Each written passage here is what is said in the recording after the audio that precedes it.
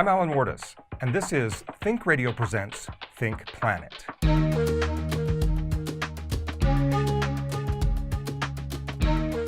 My guest today is Dr. Paul Hessburg.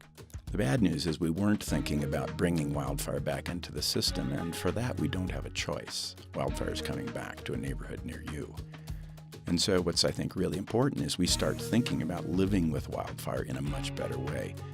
And what I believe that means is we invite wildfire back in as a society, and we learn to live with it much more cleverly than we do right now. Welcome to another great conversation on ThinkPlanet. ThinkPlanet is made possible by support from the Western Colorado University School of Environment and Sustainability, empowering future change agents to foster ecologically resilient, economically sustainable, and socially just communities throughout the world. If you like ThinkRadio Presents ThinkPlanet, then I know you'll enjoy the other shows in the ThinkRadio Presents family of podcasts. Think People, a celebration of just how amazing people can be, and Think Business, a weekly discussion with innovators and entrepreneurs and disruptors about sustainable business into the 21st century. Subscribe to Think Radio Presents on iTunes and YouTube or wherever else you get great content. And don't forget to help us spread the word by liking our social media channels and sharing the content we post. We're grateful to have you in the conversation on Think Radio Presents. My guest today is Dr. Paul Hessburg. He's an ecologist with the Pacific Northwest Research Station of the U.S. Forest Service, particularly with a team called the Landscape and Climate Interactions Team. He's here because he's touring a multimedia presentation that he's authored called The Era of Megafires, which sounds ominous, but it really doesn't come as a big surprise to hear language like that to people living particularly in the western United States, where we've just spent all summer long choking on smoke and ash and hearing about a new fire every other day. Dr. Hessburg, thanks for joining me today. I appreciate it. Thanks for having me, Alan. Well, and thank you also for your work on behalf of forests in the United States and the people who use them. It brings up a question for me, and I always like to start here, in fact, when I have guests on the show. How did you get to be you? How is it that a person becomes an ecologist working at this level in the Forest Service? It goes back to pretty early childhood for me. I lived in Minnesota, and back in an era when scouting was still a possibility. People still joined the Boy Scouts. And I joined a troop when I was a very young fella. And my scoutmaster during his military life had been a Green Beret survival instructor. And he wanted to teach young guys to survive in the woods. And so he was bent on taking us camping every month, no matter what Minnesota weather provided, 4 seasons. Well, it provides a lot of conditions. A lot of conditions. And so we had to learn to camp out in really bitter cold, below zero cold, sometimes 20, 25 below zero cold. And it taught us to develop a little bit of leather, and the woods became a safe place, a peaceful place, because it was no longer formidable. We did learn how to survive in the woods. So it became my favorite place.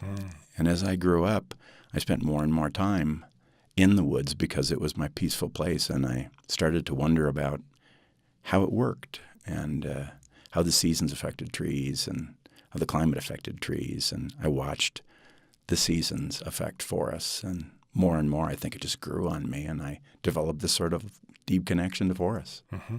And did you decide right then to pursue an education in forest ecology, or did you come to that through a different path? I backed into forestry. I started out in pre-med, and it wasn't a good fit. And then I moved into forestry because I remembered what I loved and what I connected with, and I felt like for a career, I probably better love it, and I probably better be good at it. Those are two good things to pursue.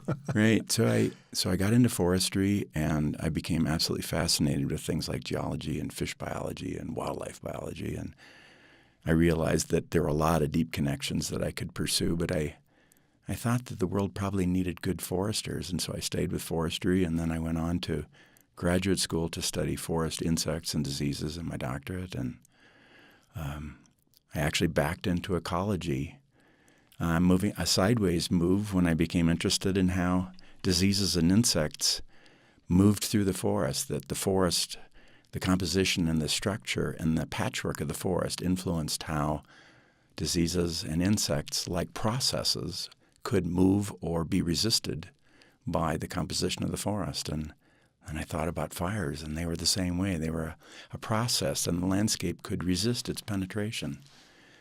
And so I started studying landscape changes, worked on a big project. We reconstructed over the years about 400 landscapes throughout the West. And we asked the question, what was their early 20th century structure and composition? What was it currently? What were the biggest changes? How did they affect processes like diseases, insects, and wildfires? And so it sounds ecology of almost all pursuits really incorporates the idea of unity of a system, of the holistic nature of that study. Fascinates me because you can't just pick one thing out. You can't. It's also not only just a system at one level. There are levels of systems within an ecosystem that are connected to each other. So we think of ecosystems now as being hierarchical. To have small-scale processes nested inside of larger-scale structure and process and so forth. And we recognize several different scales of observation and of structure and process now. Right. And so I think people intuitively understand that if you introduce widespread drought in a region across a landscape, you're going to get changes at every level. Same thing if you suddenly went into a wetter regime. You're going to get a lot of responses in the communities that live there.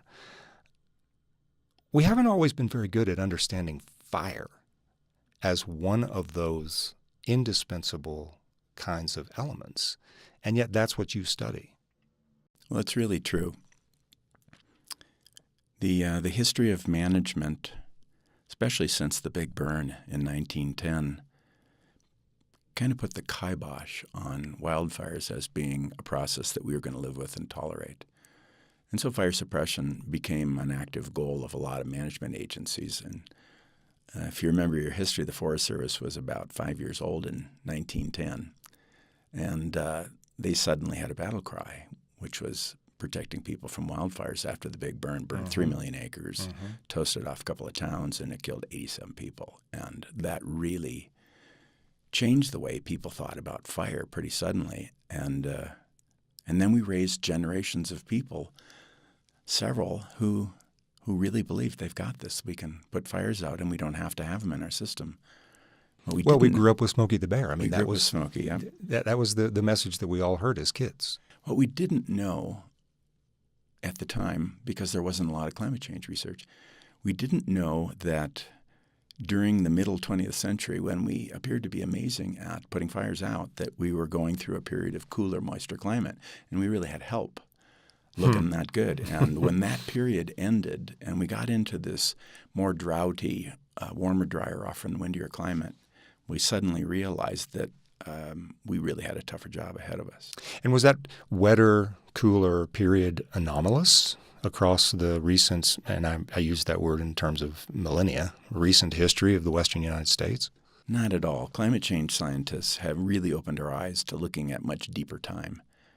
And what we found out since the last ice age, that the climate has bounced all over the place. There have been periods of great warming and drying and cooling. And so plant zones have marched across the landscape in North America, and they've receded. And when we look at the pollen and charcoal record, what we find out is that plant biomes change and shift across the landscape, and sometimes fairly suddenly, and at other times more slowly. And you have to look at finer time slices in the record to basically pace the changes. But there's some excellent work done that basically says the climate has been changing back and forth for a long time. And what's really unique about this change is that it's not predicted by anything other than markers of human development and greenhouse gas accumulation. So, and by that you mean it's not something that we could look at past cycles and say, okay, well, yeah, this makes sense. We can see markers in the climate record of the industrial age. Okay.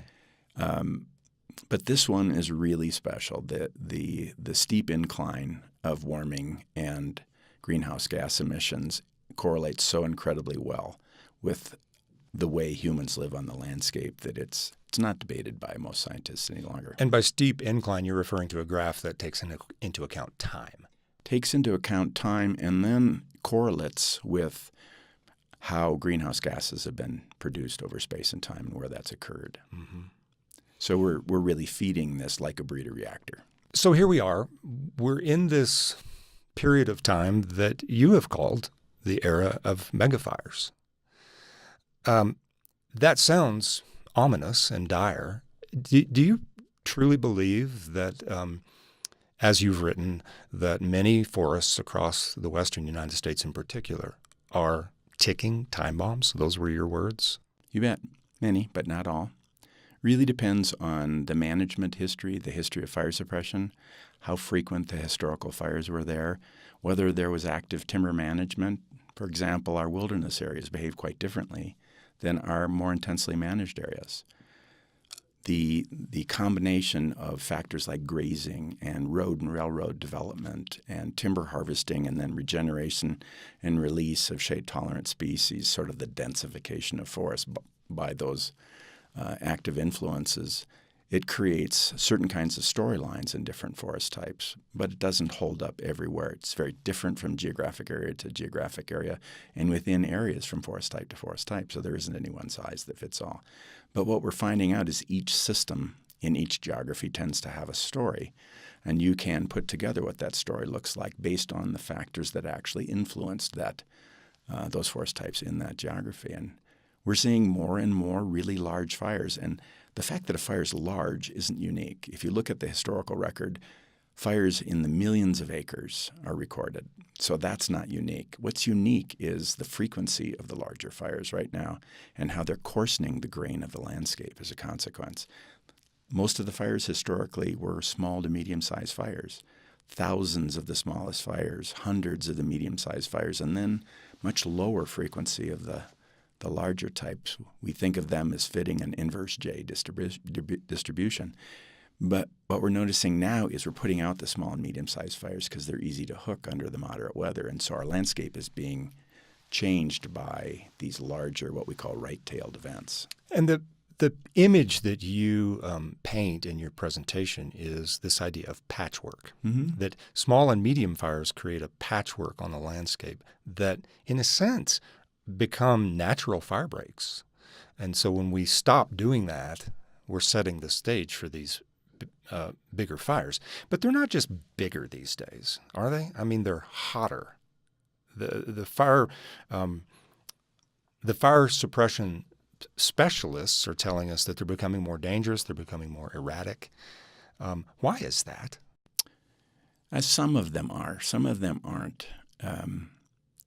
So let me just modify that a little bit. If you go back over the last 3 decades and you look at all the burn severity maps that have occurred in the West, and a lot of us are looking at that to see, wow, are the patterns really changing? What you'll find out is, on average, about half of the burn severity map looks pretty darn good. It's pretty good or better fire behavior. And then you'll see on some of the larger fires some pretty hot licks that are uncharacteristic for the forest types. And so the catastrophe language is too broad a brush to paint on most wildfires. In some ways, parts of major fires actually carry the water. They move us forward, and they're a good start. We could go back and do prescribed burning. Mm-hmm. And in other parts of the fires, they're pretty hot. They burned under high winds, low relative humidity. The fuels were available to go. Some of the bigger fuels were available to burn. And so we'll get some higher severity than we would like in those forests. The contribution of a warming climate with, in some parts, increased fuels creates kind of a perfect storm for more severe fires. And when you get these couplings of extreme fire weather and extremely high fuel loadings or highly increased forest area, that sets the table for crown fires in forests that can spread far and wide. And so they're typically higher severity. But you didn't see high severity fires in the dry pine forest or the dry mixed conifer for the most part. And so what does this mean now? Because since 1910, as you've pointed out, we've had a whole different philosophy about fire management and how we're going to deal with that on the landscape. We've built expensive developments in places that, had we not gone there, we might not have done. knowing that small and medium-sized fires were more likely. Where does that leave us? We're facing these large-scale fires that aren't good for anyone, the forest included. What now? There's good news and bad news. The good news is about only 15% of the wildland-urban interface that can be developed in the West is still not developed. So a lot of communities still have choices out in front of them to do better with where they develop and how they develop a footprint for a new homeowners association or development. The bad news is we weren't thinking about bringing wildfire back into the system, and for that we don't have a choice. Wildfire is coming back to a neighborhood near you. And so what's, I think, really important is we start thinking about living with wildfire in a much better way. And what I believe that means is we invite wildfire back in as a society, and we learn to live with it much more cleverly than we do right now. That means we adopt the Wildland-Urban Interface Code. There's both national and international code that basically says roofs that burn aren't a good idea. We should replace them, and we should invite that. We should, as communities, invite the WUI code onto ourselves and say, let's get ready for fires so that when they come our way, and they will, the people who protect structures can really protect us. So do the homework. Be proactive instead of reactive about the fire. So it's culturally changing the way we think about developing in areas of chaparral where it's really dangerous and difficult to protect developments. Let's think twice about what that footprint looks like and whether we're even going to build there. Well, do we also have to rethink development that already exists? I mean, Absolutely. Dispersed cabins, for instance, all through a landscape that is at risk. Do we essentially have to say to invite fire back in means we may have to let go of some of this? And how does that work in a society that values private property, for instance, so highly? It's a great question. People who live in the woods and love to be in a dispersed location, they have more requirements to stay safe. The forest around them has to deliver more benign fire rather than a raging crown fire, and so they have to work with the public land managers, whoever owns the surrounding forest, to be able to create a safer circumstance.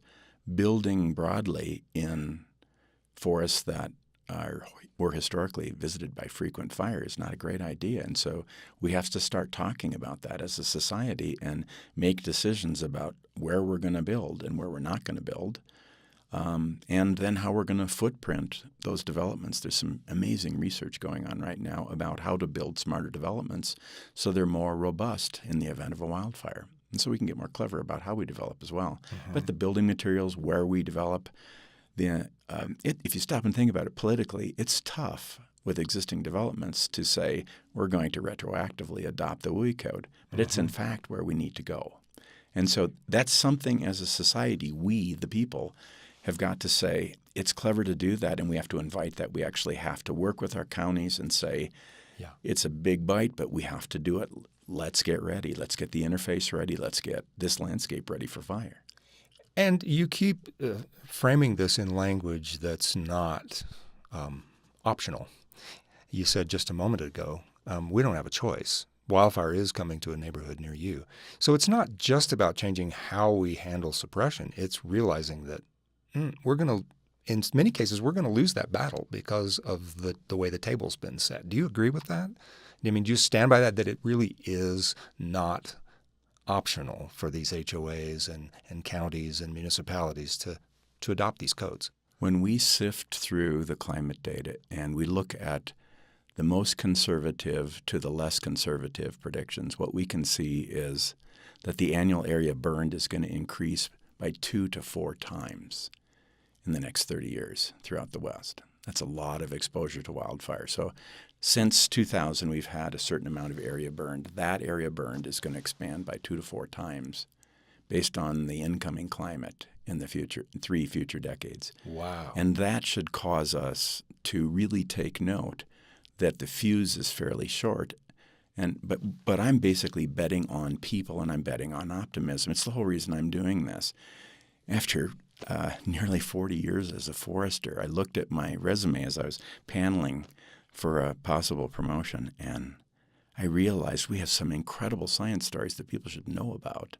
And we should become better communicators talking about the world that we know is coming up to us. And so I asked my research station, could I do an experiment in science communication to see if we could do this better? And I realized that these ecosystems have changed, and we have a social problem. It's not an ecological problem as much as it is a social problem. It has ecological explanations and it has climate explanations, but it's something society needs to get their heads around, understand their risks and liabilities, and then figure out how to bust a move so that they're ready to go in the future instead of getting clobbered by things they could actually plan for. And so I actually I count on optimism. I count on the fact that when people know and they decide, they can get together in their tribes and figure out how locally to do a better thing, and then they can do it. Well, as you know, the title of this radio show is Think Radio, Think Planet. Our whole idea is to challenge the way we think. So on the subject of forests and the future of our forests, in what ways do we need to change how we think about what a forest even is and should be?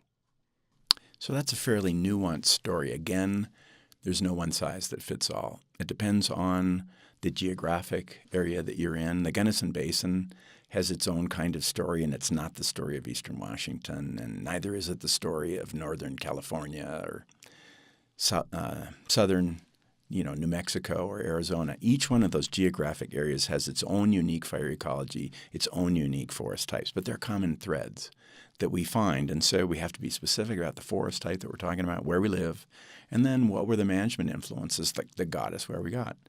In some places, there's a tendency to want to really simplify the message and say, well, if thinning works, we should just thin everywhere and get the job done. Yeah. But it's really an oversimplification. Depending upon where you are, it might be a crazy bad idea. In some places, all you really need is a drip torch and to introduce fire and to essentially walk fire back into the woods and do maintenance burning, and you'll be in pretty good shape. Some forests are amenable to just that. In other places like wilderness areas, we kept fire out for maybe 40 years, 50 years, and then we've let it back in for 40, 50 years. So what we're seeing is having allowed wildernesses like the Selway Bitterroot Wilderness or the Bob Marshall Complex, we've allowed fire to come back in, and it's walking its way back to an adjusted fire ecology, but one that's adjusted by climate change as well. So there's a lot of stories that you need to think about, and you need to think about the threads that really relate to this management history, this geography, these forest types. So you have to know where you are. You have to know where you are, and we've got geographic experts all over the United States who can literally tell you about the management history, and they can tell you about the ecology of those forest types. And so it's really critical to get fire ecologists and landscape ecologists and climatologists together and then work the data and then basically say to society, these are the kinds of changes that if you're interested in adapting this geography to climate, we'd suggest these as better and poorer measures that you could take to do that. And I think those conversations can happen, but they need to happen with people because I believe it's going to boil up from the bottom, not from the top down. Well, that brings up the interesting question in my mind, because a lot of this conversation tends to focus at the level of policy and at the level of science. But that's not where average people live most of the time. They just want to take a drive through the forest or take a camping trip, take the kids out to see the forest that they remember when they were kids. And yet when you look at some historical photographs of what forests were when pioneers first, crossed the Front Range of the Rocky Mountains, very different picture. Very different picture. You look at those and you think, okay, that would not sell many postcards. What can the average person expect to do to change their thinking going forward about what they even expect the forest to be going forward? I think scientists and managers need to tell better stories. They need to connect approachably with citizens and basically say, this is what we've learned and we think it really matters. And we think that it gives you power if you know about it. And here's why we think that we're not going to be able to live with this situation, but we believe we have options. They look like this. Will you work with us to be able to fashion a landscape that's more sustainable? that has forests that's adapted to climate change. I think that I don't blame citizens for being mystified by what they're seeing right now. We taught them for almost 6 decades that we could put fires out and that they could live peacefully with the snapshot that they know and love. I buy this little ranchette and I want nothing to change because now I'm here and this is my piece of bliss, right? And we showed them that that could happen for decades. And now all bets are off. Fire's coming back to the landscape. Climate change is hastening that. And we've got a situation that warrants immediate attention. So I think we have to communicate clearly, and then we have to work with folks in community environments to develop a plan. The Forest Service is working, and so are state governments, state forestry services. They're working incredibly hard to move forward. But in each case, those are public lands, and the people are co-owners of that land. And so the dissent that seems to propagate in society today needs to be not a part of the future negotiations about how we go forward. People have to say, I know we disagree about stuff, but let's figure out how we can come together and agree on a common approach and move forward.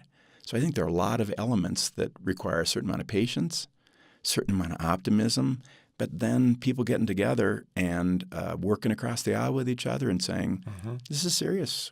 We need to do something. We need to sort of not leave the room until we figure out how we're going to go forward together. Well, and you wrote rather eloquently, I thought, in an email to me recently about this idea that American democracy is unique in that it granted the citizenry the right to do what you've just described, to be involved in what happens to these 193 million acres of land that have been set aside. I mean, Absolutely. That's not common in the history of the earth.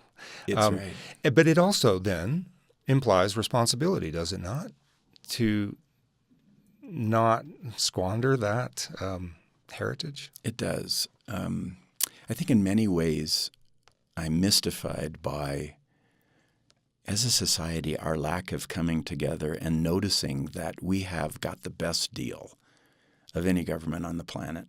We're not highly functioning right now, and we're pretty discordant. But the fact of the matter is we made a decision to have a participatory government. And one of the reasons why I love government research is because I get to work with the coolest experiment, the coolest manifestation of participatory government. It's this huge experiment in public lands for the people, all right? And we can commingle knowledge of how the place works with how citizens want to interact with the land and how managers can deliver various goals, and we can reshape that over space and time. We get to vote. And we forgot that there are lands and that we get to vote. And what managers need is people to say, I get it. These are my lands. I'll work with you to go to a better place with you. I'll put aside my divisions. I'll work with communities of organization to figure out a deal, and then we'll get with you, and we'll figure out a plan to go forward. We forgot that we're in the best experiment we could ever ask for. Well, I think that this moment in politics and the history of our culture is ripe with opportunity to remember. Maybe that's what we're about. On a little bit darker note, perhaps, let me ask your opinion on what's at stake for us collectively if we don't come together and change how we think about fire on the landscape, change how we go about preparing for it, and accept, essentially, that the future is not like the past. The future is not like the past. Well said. What's at stake depends on what kind of love affair you have with the forest. I'm deeply biased about the forest. I love it. I play in it. I work in it. My way of life happens in forests. Some people aren't wired that way. They love seeing them out the windshield as they're driving through. Some people backpack, mountain bike, go bow hunting in them, backcountry ski. So it depends on your relationship with the forest, I think. From an awful lot of perspectives, I think what's at stake is the modern era fires mixed with climate change are not creating the kinds of fires and landscape that we want to live with down the road. And I think we'll sustain some losses of beloved forests, and we have an alternative to that we can work towards. A great thought experiment would be this. If we had the forest landscapes of the West that we inherited in 1750, unchanged by a long era of management, how would this climate change adapt them? Well, it would nudge them steadily. That's what you'd see. You'd see little reduction in forest area. Forests would be less dense, and you'd see fires thinning and burning and essentially creating a landscape where fire reduced how fuely the landscape was, if you will, to where the dynamics probably flipped, and you'd see grass and shrub fuels now driving the fire regime over space and time. That's not where we're going. As a consequence of management, we've fueled up the landscape, and now we've got this warmer, drier climate, less snowpack. If you think about it, forest lives where the snow lives, right? So as the snowpack declines, and we've got shorter winters, longer springs, earlier springs, runoff happens earlier, all that stuff is coming together to create a much more severe impact of wildfire interacting with these altered forests where they are in fact altered. If we allow that to just go the way it's going right now, there'll be more losses, and some of those losses will really pain us. We'll see destination mountain bike areas and backpacking areas burned up and black and not so cool to drive by and bike through and so forth. And I think that will matter to us. I think we have an opportunity to proactively decide about what kind of landscape we live with in the future. And to me, that's a huge goal, and I think society's up to the job. So we can either let it happen to us, or we can roll up our sleeves and figure out how to shape it. To the best of our ability. Absolutely. Yeah, I think work together. In the end, history teaches that people have put down their differences and they've figured out how to do something and they could both agree on and make a move forward. And so I think we have it in us. It can be done. It can be done. We've done it. Well, here's to that optimistic thought. And thank you again for your work, and we look forward to more of your attempts at communicating better with the rest of us.